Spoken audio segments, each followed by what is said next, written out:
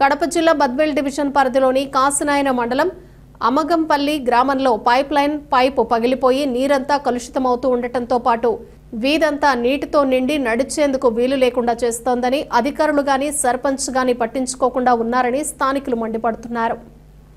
అమగంపల్లి దళితవాడలో గత 10 రోజులుగా pipe line పగిలి లీకేజీ కావడంతో పైప్ లైన్ పైన ఉన్న సిమెంట్ రోడ్డు కొంత పగులుగొట్టి మరమ్మతులు చేసేందుకు చేసిన ప్రయత్నాలు ఫలించలేదన్నారు. ఈ పైప్ లైన్ కు 3 చోట్ల ఉన్న బోర్లు నీళ్లు అనుసంధానం చేయడంతో నీళ్లు నిరంతరం వస్తూ ఉండటంతో మరమ్మతులు చేసేందుకు సాధ్యం కాకపోవడంతో నీళ్లు రోడ్డుపైకి చేరి నడిచేందుకు వీలు లేకుండా తయారవుతోందన్నారు. ఈ విషయాన్ని పంచాయతీ అధికారుల దృష్టికి తెచ్చినా వచ్చి చూస్తామని చెప్పి వెళ్లిపోయారు తప్ప కానీ ఇంతవరకు చర్యలు తీసుకోలేదని, కనీసం RWS ఏఈ ఎక్కడ ఉంటాడో తెలియదు కానీ నీటి సమస్య గురించి పట్టించుకోకుండా ఆఫీస్కు మాత్రమే పరిమితమయ్యి నెల తిరిగేసరికి జీతాలను తీసుకుని ఉండటమే పనిగా ఉందని మండిపడ్డారు.